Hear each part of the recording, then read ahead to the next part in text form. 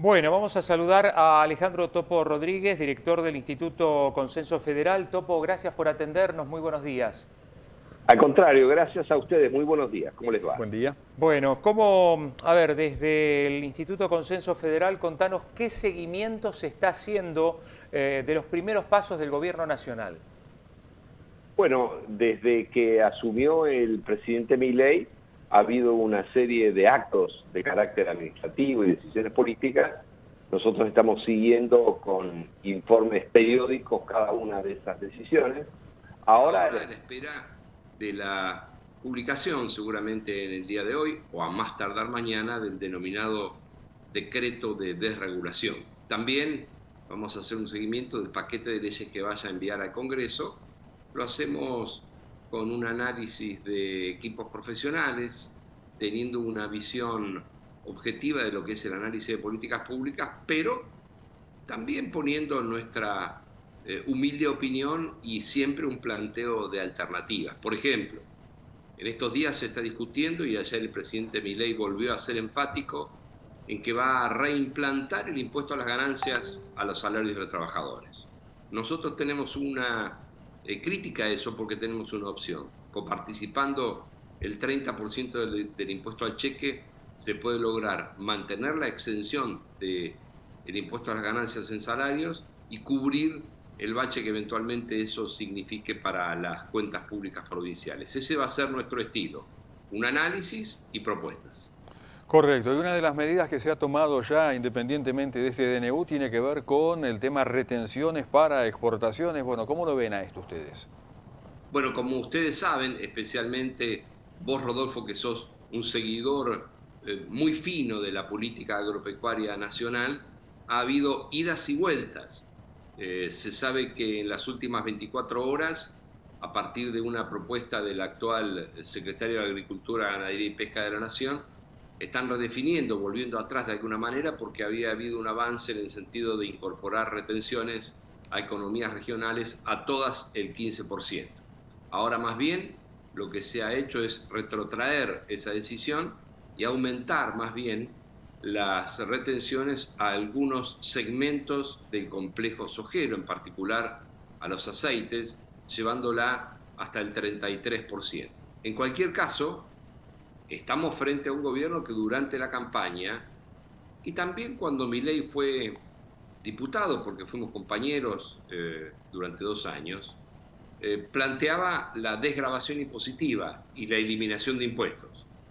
En estos primeros días se ha perfilado en una orientación que es exactamente contraria a eso. El aumento de retenciones significa aumento de la presión tributaria, la reimposición del impuesto a las ganancias a los salarios es también aumento de la presión tributaria, y a mí me parece que Argentina tiene que encarar por otro camino, tiene la posibilidad de hacer por otro camino, hay otro camino. El otro camino, Topo, tiene que ver, tiene que ver justamente con esperar lo que pueden llegar a ser las exportaciones, esperar el ingreso de dólares. ¿Cuál sería, digamos, cuál es el otro camino que ustedes plantean también como posibilidad? Atento a lo que dijiste, ¿no? Se manifestó mientras era diputado como un defensor del no impuesto, y dentro de las primeras medidas nos encontramos con eso. Argentina necesita un ordenamiento fiscal, y de eso no hay ninguna duda. A nosotros nos parece humildemente que el ordenamiento fiscal y el logro del equilibrio fiscal, o tender al logro del equilibrio fiscal, no puede empezar por un ajuste brutal, porque además de castigar en este caso a la clase media trabajadora, no va a lograr el objetivo, dado que el propio presidente ya lo ha adelantado. Se viene un periodo de estancamiento, él lo denominó de estanflación, es decir, alta inflación y baja de los niveles de producción. Por lo tanto, desde nuestro punto de vista, hay que ir tomando decisiones de manera concomitante, en paralelo al mismo tiempo, de ordenamiento fiscal, pero de aliento a la inversión y a la producción. En este caso, ha habido, como a ustedes no se les escapa, una devaluación muy significativa. El tipo de cambio hoy se ha fijado en 800 pesos, y eso de por sí genere incentivo para el aumento de las exportaciones, especialmente del complejo agroindustrial. Sucede que la voracidad fiscal, una vez más, intenta acompañar este acomodamiento, reacomodamiento del tipo de cambio con un aumento de las retenciones. En algunos casos, por ejemplo, si hubiesen impuesto, como yo no lo descarto, no descarto que lo hagan, pero en todo caso aparentemente lo han descartado, pero un impuesto o un tributo de retenciones del 15% al complejo lechero, a la lechería en particular, hubiese significado empeorar la grave situación en la que hoy está. Estamos conversando con Alejandro Topo Rodríguez. Una de las cuestiones que también se está planteando cuando se habla de las retenciones es que esta medida es temporaria hasta tanto superar el crítico momento. Esto evidentemente, a como estamos, significa que va a ser para mucho tiempo, porque salir de la crisis no es tan fácil, ¿no? Exactamente, con el mismo argumento, ayer el presidente de la Nación le dijo a los gobernadores que reimpondría el impuesto a las ganancias al salario de los trabajadores solo por un corto periodo, por este año, y que sería de manera transitoria. Hay que tener muy en cuenta, porque a veces en los análisis se escapa, que el Fondo Monetario Internacional es un gran impulsor del aumento de impuestos, tanto del aumento de tributos como el impuesto a las ganancias sobre los salarios de trabajadores, como el aumento de las retenciones. Por eso, a mí me parece que en línea con lo que en algún momento se comprometió Milei, ahora se está concretando. Milei le dijo al Fondo Monetario Internacional que iba a aplicar un ajuste más profundo que lo que el propio Fondo Monetario estaba requiriendo, y a mí me parece que va en esa línea.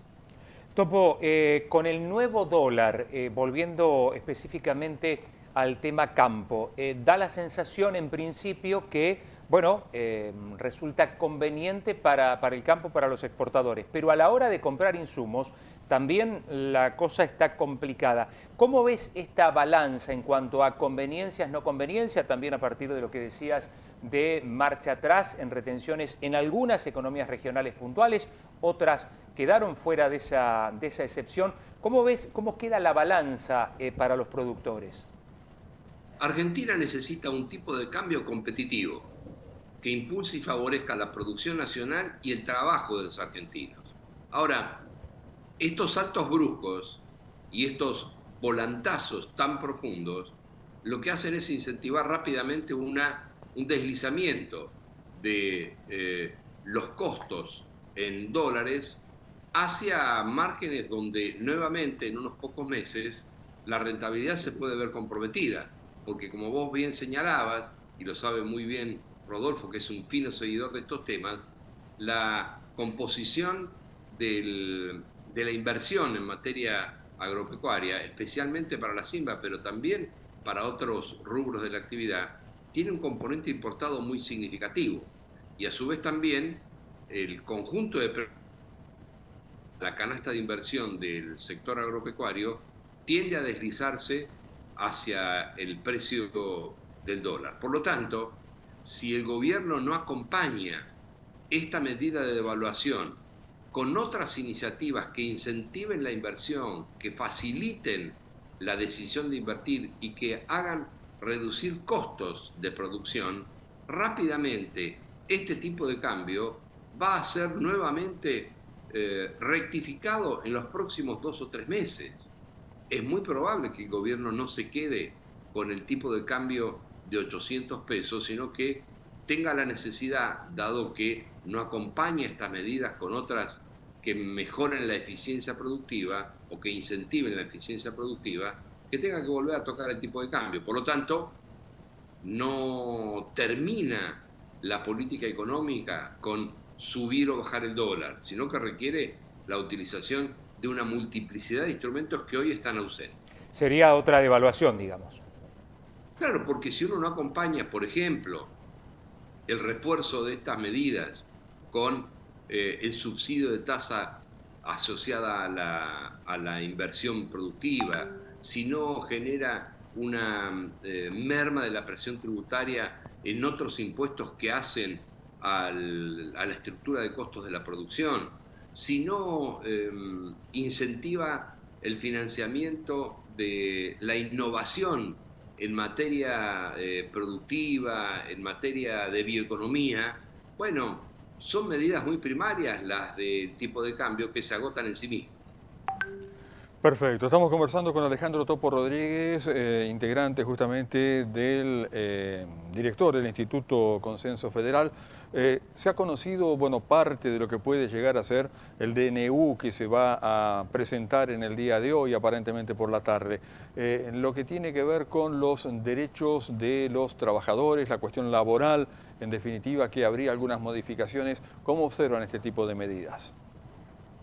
Primero y muy brevemente, es indispensable que hagamos una reflexión acerca de que Argentina tiene un presidente con plena legitimidad para ejercer el mandato presidencial, ha sido elegido por casi el 56% de los votantes en la Argentina en un balotaje, en una segunda vuelta. Y esa legitimidad es indiscutida. Junto con eso, es razonable que el presidente también reconozca la legitimidad de diputados y senadores en el Congreso de la Nación, dado que el sistema republicano supone una interacción respetuosa, virtuosa, entre el Poder Ejecutivo y el Poder Legislativo, además el funcionamiento independiente del Poder Judicial.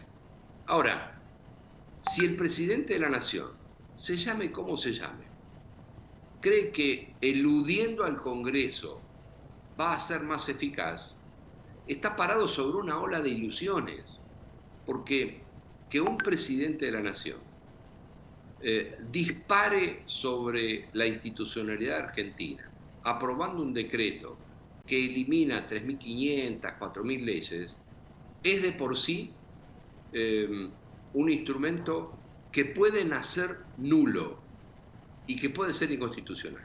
Ahora vamos al tema en particular de lo que ellos denominan reforma laboral, que desde nuestro punto de vista debería ser entendido como una actualización de las reglas que permitan mejorar en cantidad y calidad el trabajo en Argentina. Hace muchos años que este tema se discute y a mí me parece razonable que pueda haber avances que permitan especialmente a la pequeña y mediana empresa, a los pequeños y medianos productores, simplificar los procesos de contratación y de sostenimiento del empleo registrado y de calidad, y también que le permitan al trabajador acceder a derechos cuando casi la mitad del empleo en la Argentina es totalmente informal y no tiene un solo derecho. Ahora, ¿hay que hacerlo de esta manera? No es el camino. El camino es tener un diálogo que no tiene que ser necesariamente ni complejo ni muy extenso. Poner sobre la mesa las propuestas, discutir con los sectores de las pequeñas y medianas empresas, discutir con los sectores del trabajo organizado, con los distintos sectores de la comunidad, con las universidades, y luego de una ronda de diálogos que permita lograr los mayores consensos posibles, avanzar con una ley en el Congreso. Pues no, el presidente Milei, y esto es un signo propio de las autocracias, cree que puede disparar un decreto que cambie las normas laborales en la Argentina y que eso no va a generar ningún tipo de impacto sobre la sociedad. Se va a generar desconfianza, porque las autocracias son aquellos regímenes que suponen que la única legitimidad es la propia y los demás no la tienen. El Congreso tiene la misma legitimidad que el presidente de la Nación. Es indispensable que el Congreso no pretenda bloquear todo lo que sea iniciativa del presidente. Y es también un signo de calidad institucional que el presidente no ignore ni puentee al Congreso de la Nación. Empieza mal, ese decreto puede terminar siendo totalmente nulo si siguen eligiendo el camino de decidir solo por parte del Poder Ejecutivo y no participar al Congreso de la Nación. Estamos hablando de la radio en el canal del ECO con el director del Instituto Consenso Federal, Alejandro Topo Rodríguez. Tenemos que hablar del gas, obviamente, de la tarifa por zona fría, que, bueno, Topo Rodríguez con algunos otros legisladores pudieron conseguir sacar oportunamente y hoy Tandil tiene esa posibilidad de contar con zona fría para poder pagar algo menos de gas. Te leíamos con mucha atención en el diario El Eco sobre la posibilidad de que esto se derogue, se caiga. El día 8 de enero se va a llevar adelante una audiencia pública para el aumento de las tarifas de gas. Esa audiencia se va a hacer solo por la vía virtual, no va a haber posibilidad de participar de manera presencial. Es algo que yo voy a cuestionar. Me parece muy importante que pueda haber presencia física, personal, y también, por supuesto, aquellos que están muy lejos del lugar en el que se va a realizar la audiencia pública, que se incorporen por la vía virtual, es decir, hacer una modalidad híbrida. Independientemente de eso, que es una cuestión formal, en la agenda de la discusión que se realizará en la audiencia pública va a estar la eliminación de subsidios, y en el caso del régimen de zonas frías supone un subsidio a aquellos hogares que están en las zonas donde hace más frío en la Argentina, y también un punto que a mí me parece muy delicado, que es incorporar un índice de actualización mensual de la tarifa de gas. Estas dos cosas son muy graves. Pretender arrasar con el régimen de zona fría, que ha sido aprobado por ley y que tiene vigencia por 10 años con posibilidad de volver a renovarse por 10 años más de manera sucesiva, y la implementación, yo diría la imposición, de un índice de aumento mensual de la tarifa de gas. Eso significa realmente un golpe, un garrotazo a la clase media, que hoy no está en condiciones de afrontar, porque además el aumento de tarifas se prevé entre 250% y 300%. En esos valores va a oscilar el aumento de tarifas. Eliminación del subsidio, aumento de tarifas y la imposición de un índice de actualización mensual. Yo advierto además que si el equipo económico de Toto Caputo y compañía va a llevar a la Argentina por el rumbo de la indexación de tarifas, rápidamente vamos a estar en la hiperinflación. No quiero pensar que efectivamente eso están buscando, porque imagínense qué sucede con una familia, con un trabajador que tiene un índice de actualización mensual de la tarifa de gas, de agua y de electricidad. Rápidamente tiene que salir a pedir lo mismo a su empleador, que le indexe mensualmente su propio ingreso, su propio salario. Y esa dinámica lleva a la hiperinflación. Por lo tanto, yo me voy a oponer a ese aumento de tarifas, participaré de la audiencia pública el 8 de enero, salvo que me quieran proscribir, y también quiero decirle que estoy esperando una respuesta del presidente Milei, porque le he planteado al presidente Milei que en el caso del régimen de subsidio de zona fría no tiene ninguna fundamentación, ningún fundamento eliminarlo, ya que no genera déficit fiscal. El subsidio por zona fría, el descuento por zona fría, no se financia con fondos del presupuesto nacional, no toma un solo peso del fisco, sino que se financia con el aporte adicional de cada uno de los usuarios, que es un pequeño monto en la factura. Y además, no es un privilegio para nadie.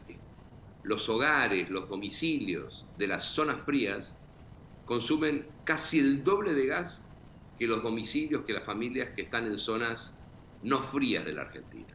No es un privilegio y no genera un solo peso de déficit fiscal. Por eso, el presidente de la Nación, en la respuesta que me dio hace unos días, se comprometió a analizar este tema con sus equipos y a darme una respuesta. Esperemos que haya una respuesta y que impere la racionalidad. No tienen que manejarse con prejuicios ideológicos ni con fanatismo ideológico, sino estudiar los temas. Es muy importante que sepan que el régimen de zona fría no toma, no compromete ni un solo peso del presupuesto nacional y por lo tanto no genera déficit. Sabemos que para esta audiencia pública van a estar participando, por ejemplo, las oficinas del consumo, del consumidor, de los distintos municipios que forman parte del régimen de zona fría. Sería importante ir con una posición en común, ¿no? También. Bueno, a mí me alienta que participen, por supuesto. Yo no aspiro a tener ninguna posición en común con ningún municipio, porque yo soy simplemente un director de un instituto de formación y de capacitación, no tengo ningún cargo público, no tengo ninguna responsabilidad de carácter gubernamental. A mí me parece sí que las oficinas participen, es bueno. En el caso de Tandil, aunque de manera tardía se sumaron a apoyar el régimen de zona fría en su momento, y me parece positivo. También es importante que la dirigencia política de Tandil reaccione con lo que se viene en materia ferroviaria.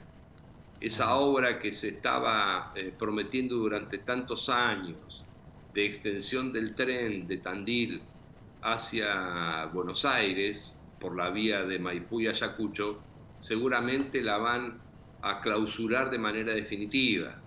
No era lo ideal, porque era un furgoncito que permitía empalmar para Mar del Plata, pero bueno, por lo menos algo era. Me parece que la van finalmente a clausurar de manera definitiva, no va a avanzar. Y me parece que sería importante poder poner sobre la mesa la necesidad de continuar con esa obra, porque no es una obra nueva, es una obra que está en marcha. Ojalá impere la sensibilidad y en ese sentido se pueda avanzar. Alejandro, te queremos agradecer mucho esta charla, este desayuno virtual aquí con la radio, con el canal del Eco. Cuando estés por Tandil, obviamente, te esperamos por acá. Gracias a ustedes, muy buenos días. Un abrazo. Alejandro Topo Rodríguez es director del Instituto Consenso Federal, charlando de varios temas. Nos quedaron algunos, como el tema boleta única y alguna otra cuestión, que será motivo de charla seguramente para otro encuentro.